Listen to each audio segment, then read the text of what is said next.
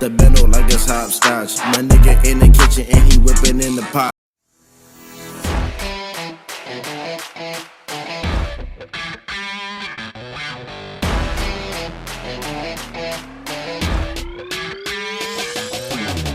Hey guys, Cali TV here, and today we are going to review the Galaxy A71 from Samsung. Before we go dive deeper, let me just thank our sponsor for today's video. The video is sponsored by Baldwin's Draft, and if you don't know who that is, Baldwin's Draft is a local business here in Dumaguete City which caters your drafting needs. Drafting and planning your architectural, electrical, plumbing, structural, mechanical, or for short, your building permit set. You name it, they got you covered because they're in Baldwin's Draft, they draft creative communities. Link to their Facebook page is below, so if you need some drafting, you can contact them. Alright, so the Samsung Galaxy A71 is a mid-range phone from Samsung on their A series, released on January 2020 this year. The A71 measures 163.6 by 76 by 7.7mm and weighs around 179 grams. The front screen is 6.7 inches and has a Gorilla Glass 3 which flaunts a flat Super AMOLED Plus capacitive touchscreen, a 1080 by 2400 pixels resolution. And with that, the content, like any other Samsung devices, looks great with bright colors and sharper display on it.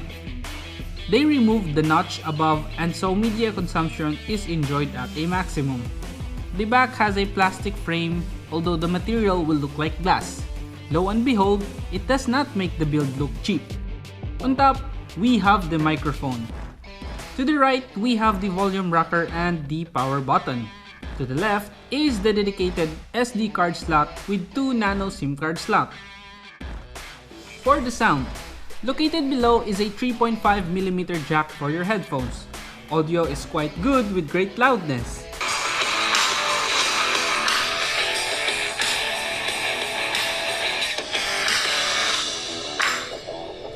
Loudspeakers are also located below, which offers great volume compared to other mid-rangers from Samsung. For security, an optical fingerprint reader is located under the screen, which performs on the average compared to other devices that I have tried. For the battery life, the device has a 1500 mAh power battery which will last for tons of hours depending on use, and well, even if there is average gaming. It is also capable of 25 watts fast charging. The A71 features a UFS 2.1 for faster read and write speed. It has an internal storage of 128GB and is expandable because it has a dedicated SD card slot in the SIM tray alongside with the SIM cards, with 8GB of RAM or 6GB of RAM depending on the variant available at the market. It runs the One UI version 2 on top of Android 10, which features clean icons and removed bloatwares. For its hardware, it runs a Qualcomm Snapdragon 730 chipset, which enables the device to run smoothly, especially when gaming. I have tried it on games such as Mobile Legends and other heavy graphic games and ended up with satisfaction. Moreover, the device did not overheat. For the camera, the A71 features a quad camera with 64 megapixels main camera with 1.8 aperture and is using the Samsung ISOCELL Bright GW1 sensor, 12 megapixels ultra-wide, 5 megapixels macro cam, and a 5 megapixel depth sensor. Here are some sample shots of the A71's camera. The 64 main camera shooting mode results look good, and well, image file sizes are quite big. The 16 megapixel main camera shooting mode is an alternative for the first mode, with great capture, colors, and good result. Portrait mode using the main camera and depth sensor results a good separation between the subject and the background blur. The 12 megapixel ultra-wide shooting mode results were good in terms of colors, details, and sharpness. Noise is present but in a minimal level. The 5 megapixel macro cam shooting mode generates macro shots on the average level. You may have to be very careful in your aim at the subject to get the desired macro shot since it's quite difficult for its subject detection in focus. Under low light, images captured by the main camera are quite okay. There are low level of noise and low details in the shadow. On the contrary, the night mode, which is at 12 megapixel, results in better shots with more details on shadow and highlights.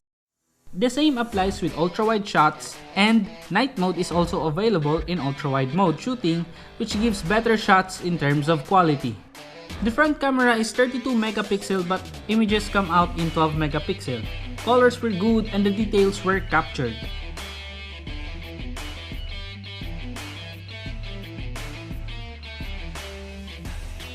The A71 main camera can record 4K video resolution at 30 frames per second with great details, contrast, and colors.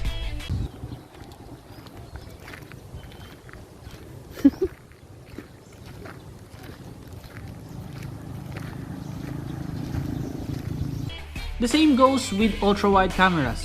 It can record 4K video resolution at 30 frames per second, but colors are a bit off and level of details are lower. Stabilization is available at the main camera, but with videos recorded in 1080 pixels at 30 frames per second.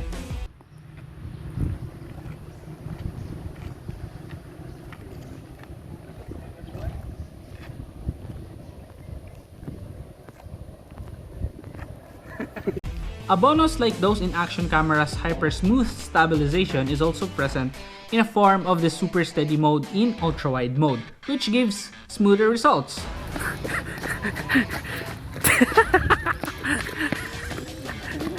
The front camera can record 4K video resolution at 30 frames per second with stabilization.